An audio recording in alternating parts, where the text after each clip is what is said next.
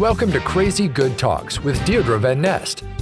In this podcast, we help growth-oriented financial advisors, leaders, sales professionals, and experts stand out and own the room every time they speak. Deirdre will empower you to grab and keep the attention of any audience, live or virtual, make emotional connections with your listeners, and inspire them to take action. Join us on this journey where Deirdre will empower you to become a more confident presenter and knock it out of the park when you speak.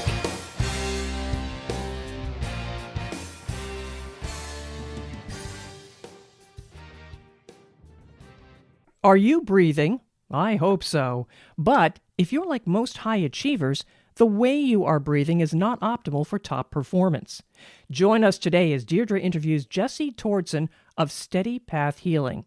Together, they will explore the science behind using your breath to increase performance and decrease stress in all areas of life.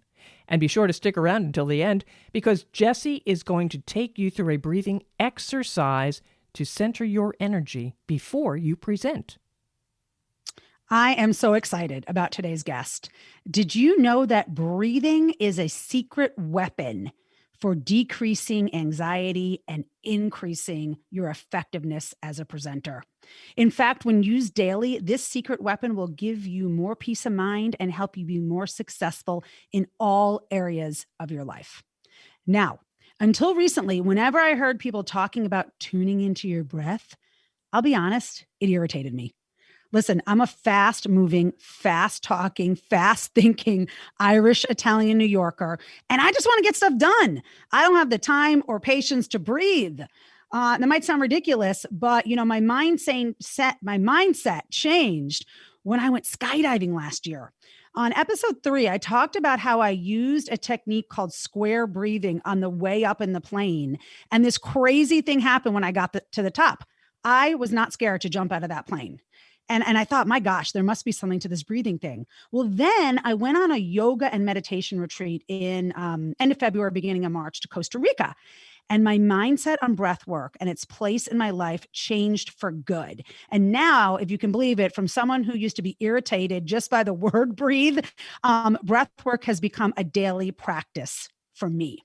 So where does my guest Jesse come into the picture? Well, my dear friend Paula Doroff, hi Paula, if you're listening, gave me an amazing birthday present. She gave me a Thai massage session with Jesse. I saw him the week I got back from Costa Rica, and when I heard he was an expert in breath work, I said, Jesse, please will you come on the show? My listeners need to learn about you and learn more about integrating breath work into their daily life. So let me introduce Jesse. Jesse is a massage therapist, but he's so much more than that. You'll learn more about him, who has a background in martial arts. In fact, he's a black belt in Taekwondo. I think that's pretty cool. And he's no stranger to enduring discomfort and putting himself up against unforgiving challenges. And he actually credits breath work as the key to his mental and physical fortitude and perseverance. So welcome, Jesse. Thanks, Deirdre. It's a privilege to be here. Thanks for having me. Absolutely. So here's one of the things I'm really curious about. For my high achieving, kind of like fast moving listeners like me, who think they don't have time to breathe, or who think like I did, that like focusing on your breath is kind of woo woo. What do you have to say to them? Well, Deirdre, I think anyone who claims to be too busy for breath work is simply overlooking how easy it can be to insert into your daily lives. I know in the beginning of developing a practice, it's really important to have a foundation, give yourself a certain time of day that you kind of strive to be consistent with it. And, sometimes it might be 5 minutes or half an hour. Some people set really challenging goals for themselves and set themselves up for failure. And I definitely did that on again, off again. And once I learned to get out of my own way, I find that the most beneficial times are learning to become aware of the moments between everything.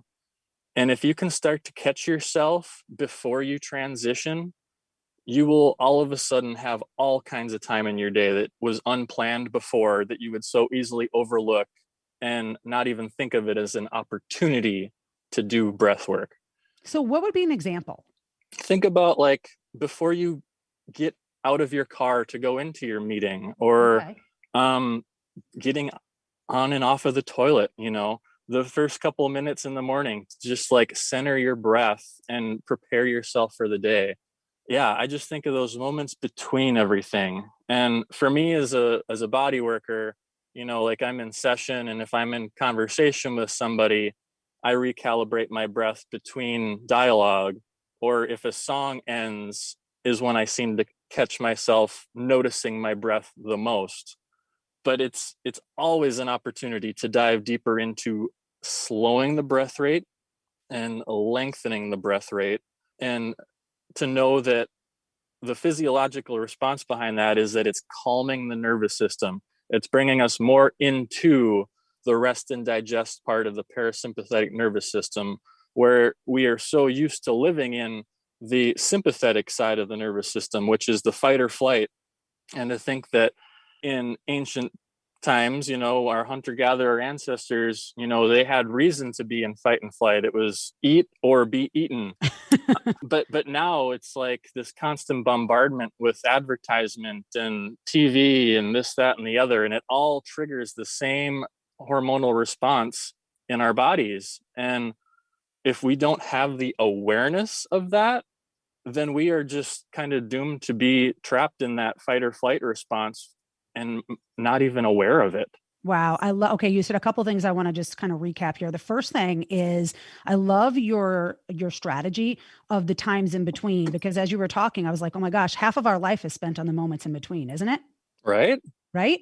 So if you use that, I think the first key for breath work is being aware, or one of the keys. The other one is having some practices, which you're going to give us some great tools before we end the podcast. But, having a few practices that you can just go to, but then being aware versus having to. Now I'm doing this right now because I'm taking a breath course, Jesse, with Paula and another friend. And we've committed that we're texting each other every day to say, yes, we're done. So Beautiful. I am doing, which is really, really cool. I am doing a specified time during the day, but I can see how it's going to be really helpful to me to be able to just sort of fit it in the balance of my life. And I'm imagining, if you're listening today, that would be really helpful for you.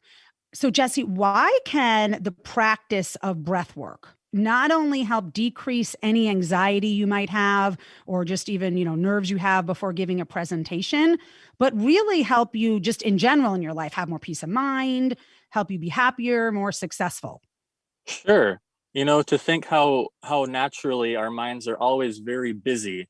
And if we aren't aware of how busy our minds are, we certainly aren't aware of how our where our stress levels are.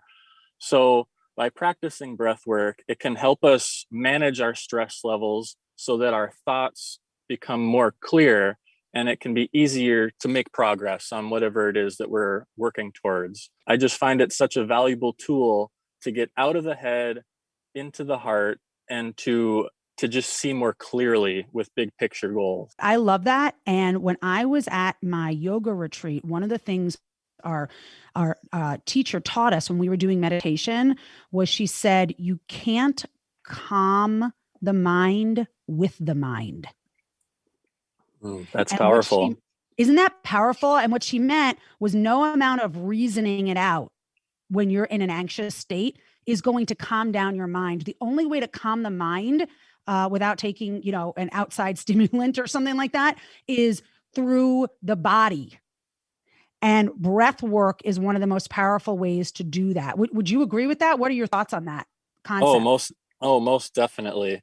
The breath is such an amazing thing, to think that it keeps us alive without even having to think about it. Yeah. Yeah. But when we do think about it, how much more control we gain over our lives. And I just see it as a game changer for the culture that we're in right now. I agree with you 100%. And I have two thoughts on that. The first is, and this is going to be for me and any of my listeners who come from a faith perspective. I know not all my listeners do, but so take this for whatever value you feel it adds or to your life. But when I think back in the Bible, in Genesis, where it talks about how man and women were created, it said God breathed life into Adam. It didn't say God used his hands. It didn't say God spoke man into being the way he spoke the heavens and the earth. It said God breathed life into Adam. And to me, Jesse, that's like, whoa. Like I had never focused on that before. Yeah. Right? Yeah. In yoga and Hindu practice, it's prana, the life force. Yes. Chi. Yes. Yeah, it is quite literally that. Without it, we would simply just not be. Absolutely. And we tend to take it for granted, or at least I did. And I'm guessing my listeners, if they're like me, are doing that as well, which is why I wanted to bring you on. And one other thing I want to just share before we move on to talking about some of these awesome techniques that you're going to share is I took we're hiring someone in my company, and it's someone who's going to be hopefully, when I hire people, I like them to be around for years. Like it's a long-term thing. So I went through an assessment, she went through an assessment, and then we kind of like had someone walk us through our assessments together. One of the things, Jesse, that I learned about myself, and this wasn't surprising, but to have someone actually say it and see it come out in an assessment has actually made a really big impact on me. And Jesse, as my massage therapist, you'll appreciate this, okay? Something to know about me. Mm-hmm. She said, Deirdre, you actually experience stress more acutely than a lot of people. Like your body is more sensitive to stress. And so I look like on the outside, I'm handling it really well. You're not going to see me like collapse under pressure. I actually look really calm and cool under pressure. But what happens inside is I might get migraines, my neck hurts, my shoulders hurt, right? All these types of physical symptoms. And it made me realize just how critical this practice, in addition to exercising, how critical this practice is for someone like me. Sure. Yeah, that's beautiful, Deirdre. I would even like to go into to mention briefly about the power of breath with sleeping. And if you notice yourself waking up with a dry mouth, that you are sleeping with your mouth open, and you most likely are not getting the quality of sleep that your body needs. Simple and powerful practice that's becoming really trendy. I learned about this through James Nestor, who is a journalist and author that just came out with a book called Breathe, The New Science of a Lost Art. And anyway, he talks a little bit about this, and people are buying these like special breathing strips, but you can just put a Band-Aid over your mouth at night. And it's like the air can still get through there, but it helps just train the jaw to stay closed so that you're forced to breathe through your nose. And the people that have been doing this that he's interviewing, the results are just crazy how much they're getting better quality sleep. Okay, so I definitely wake up with that dry mouth. So Jesse, tell us about the 2 tools you're going to teach us. Sure. So I think I want to start with a 2-minute meditation. Think of it as like a body scan, just kind of tuning into your body and your breath. And then the other one is called Nadi Shodhana, aka alternate nostril breathing. And this is how we can learn to balance our brain hemispheres by opening our nostrils. So if you'd like me to go ahead and start with. Yep. All right. You jump in. All right. So go ahead and find a nice comfortable position and prop yourself up if you need to take the round out of your low back. And just begin by observing the space your body occupies. So the first few breaths, just kind of observing. Observe the sensations in your body. Take notice of any tension. And simply use your mind's eye to guide through your body to release any tension. So I will take us through a brief relaxation, softening through the top of the head,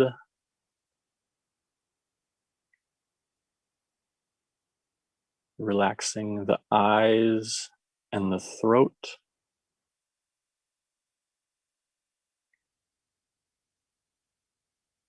Softening through your shoulders,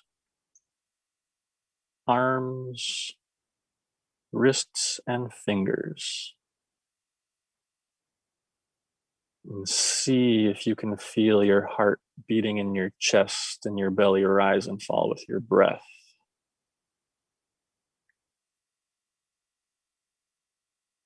Softening through your pelvis, your hips,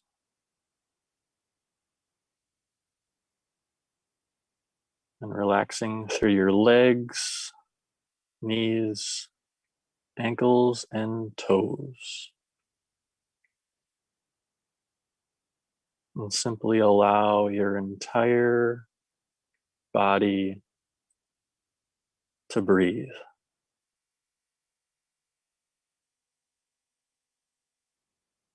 Just take a few breaths and prepare yourself for whatever the day has in store.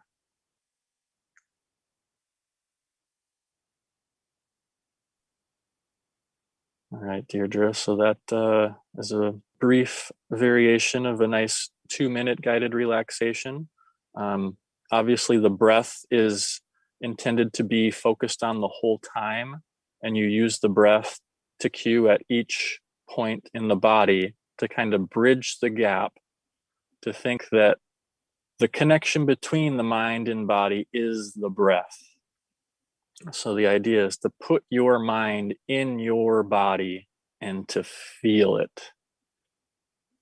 Yeah, that was really, really great. I'm feeling very relaxed here. I think maybe we should end. No, I don't want to end the podcast right now. The next one, I'm feeling very relaxed, but I have to tell you, I'm having a bit of an emotional experience right now because I don't know, Jesse, if I mentioned to you, my mom died when I was 10. Did we talk about that? No, you Yeah. didn't. And so when I was little, I had a hard time sleeping, and she'd sit on the side of my bed. And so this was in the 70s. Like, she was a woman before her time. She was into healthy eating and yoga in the 70s. Now, I know you weren't even born then, but nobody was into that in this country, in America during that time. So she was also into meditation. And so when I couldn't sleep, she'd sit on the edge of my bed and she would do this thing called the little red light. And it's basically exactly what you just did, Jesse. Like, she'd say, okay, imagine there's this warm light and it's going through your arm now and your legs and your back. And she would guide me through this whole thing until I fell asleep. That's beautiful. See, these are the things that we need to be instilling in the future generations. And I can only imagine how much of an impact it'll have when kids that are 10 years old today, when they are in their prime, and if they've been doing breath work their entire life, how differently they'll navigate than people that are just becoming aware of breath later in life. Well, for sure. And I feel like my time was cut off because then, like, I just imagine what I could have learned from her in so many ways, but in this way, had she not died so young. But I think that's kind of the last time I maybe went through an episode, like an exercise with someone like that specific one. So thank you. So Sure. it's making me just really remember my mom and feel sad and happy at the same time. But that exercise of the little red light is something that I used to do with my kids when they were little. But I don't think I ever realized it was a meditation or breath exercise. So it's funny to like put these pieces together. It seems obvious now, but I never really put those pieces together. Well, bridging the gap. You can thank your mom for that. Yes, for sure. For sure. Thanks, Mama. So let's do the other one. And it's funny because I'm standing here like in my office and there's glass, and I'm wondering, like, people are walking by seeing us do the podcast and they're probably like, what is she doing? But it's okay. Yeah. Let's do the nostril one. What's it called? Nadi Shodhana. Nadi Shodhana. Alternate nostril breathing. All right, cool. You take it away. Okay, so settling back into that space that we just created, kind of finding yourself in that center again. And bringing your awareness to your breath. Feel the coolness of the exhales coming out of your nostrils. And see if you can notice if one nostril is more open than the other. So you're going to take your dominant hand, your right or your left, but what you're going to do is you're going to use your thumb, and then you're going to curl down your index finger and your your middle finger, and then your ring finger and pinky finger are the plugs. So you'll use your thumb and the ring and pinky, if that makes sense. And there will be a video to follow, so you can follow the link once this is all uploaded. So just first taking a few breaths of awareness and taking notice if you can tell which nostril is more active than the other. I'm going to just go ahead and pick one. For me, my right nostril is more open. So what I'm going to do is I am going to start by plugging the left nostril, inhaling through the right, plugging the right, and exhaling through the left. Rotating back, plugging the left, inhaling through the right.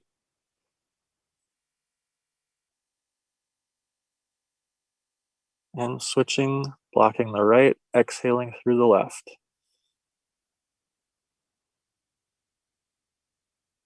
One more, switching back, inhaling through the right.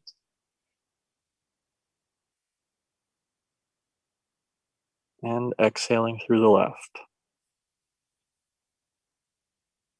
Now we're going to switch. Inhale through the plug nostril, the left.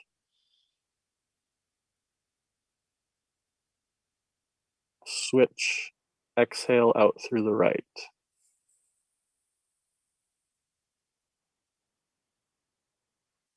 Switch back. Inhale through the left.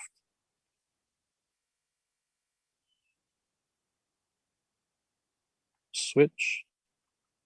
Exhale through the right.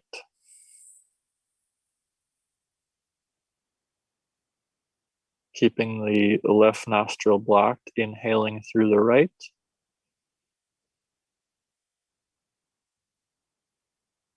Switch. Exhale through the left.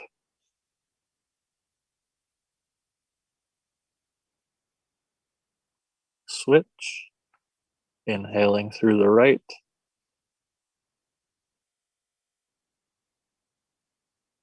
And out through the left.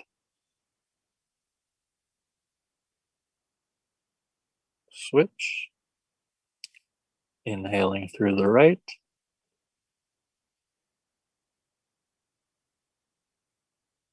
And out through the left. That concludes 9 breaths. Drop your hand. Take 3 breaths of just kind of observing the sensations. Take notice if there has been some sensation change or if you did open up both nostrils. So this sums up a fraction of a complete practice. Those are roughly about 12 breaths, but to do a full practice would be about 30 breaths. And you can really do it as much or as little as you want until you get your desired results of opening your nostrils. But this alternate nostril breathing is a very powerful tool to take you deeper into a meditation. Let's say if you wanted to sit a little bit longer, you could do this Nadi Shodhana, and that'll bring you to this deeper state of relaxation. And then simply finding another breath exercise or a mantra or another means of focus to take you a little deeper. But for today's intro, we just did the 12 breaths, and then we'll have the video uploaded later. Yeah, that's awesome. So Jesse, before we wrap up, you did say one thing that intrigued me about the nostril breathing. You mentioned something about accessing the different hemispheres of the brain. Can you just go a little deeper on that? Sure. What I have picked up over my years is that the right nostril is in representation of the left brain, which is the analytical mind. Think a little bit more of being a computer programmer or, type A personality. And then the left nostril being the right brain hemisphere, being more about the creative side, being more of like getting into your gardening or painting or crafting or what have you. And by simply knowing that, you can become aware of your nostrils and which breath is, or which one is more open. And that'll help you kind of tune into what do you want to do in that moment. And if you want to channel your creative mind or your analytical mind, that you have the power and the ability to do that. I love that. To just add a little bit, to think that the vagus nerve, which communicates the heart and the lungs and the digestive tract, is also deeply affected by the way we breathe. So just take that in and know that slow, long, steady breaths is going to be the key to overcoming your life's hurdles and struggles as they present themselves. That's great advice. All right, Jesse, this has been awesome. In a moment, I'm going to ask you to tell our listeners where to find you. But first, anything we referenced today, Jesse mentioned a great book resource. He's so kindly going to create a video for us on how to do this nostril breathing. So anything we referenced today will be in the show notes. So you'll be able to access the links in the show notes. So Jesse, where can people get in touch with you and learn more about what you offer? Sure. Well, you can find me at steadypathhealing.com. It's my website under development. It's really just a blog space with one blog right now, sharing an old story of me where I discovered yoga through backpacking. So you can get a taste of learning a little bit about me by reading that blog. But then there's also a link to massagebook.com/steadypathhealing, where you can see my modalities that I offer and my rates, etc. And you can book online to schedule a session with me. And you can also find me on Instagram, Steady Path Healing. So I would love to connect with you. Reach out. Yeah. And here's what I have to say. If you are in Minneapolis, the Twin Cities area, you are in for a treat, because I've been getting massages for decades. Jesse, you're one of the best I've ever experienced. I love the Thai massage. I love your deep tissue massage. So if you're in the Twin Cities area, you want to book a massage with Jesse. You will not be sorry that you did that. So thank you, Jesse, for your time, for your wisdom, your knowledge today. And for our listeners, you can find me at crazygoodtalks.com. I also hang out a lot on LinkedIn. So please ask me to connect with you. I'm an open networker, would love to connect. And if you like this podcast, I'd love it if you would subscribe, share it with your friends, and leave us a great review. So with that, be blessed and make it a crazy good day. All right, Deirdre, thanks for having me. It's been a pleasure. Thanks, Jesse.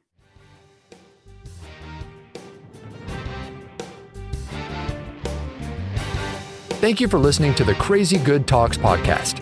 Click the subscribe button below to be notified when new episodes become available. The information covered in this podcast represents the views and opinions of the guest and does not necessarily represent the views or opinions of Accelerated Performance, LLC. The content has been made available for informational and educational purposes only.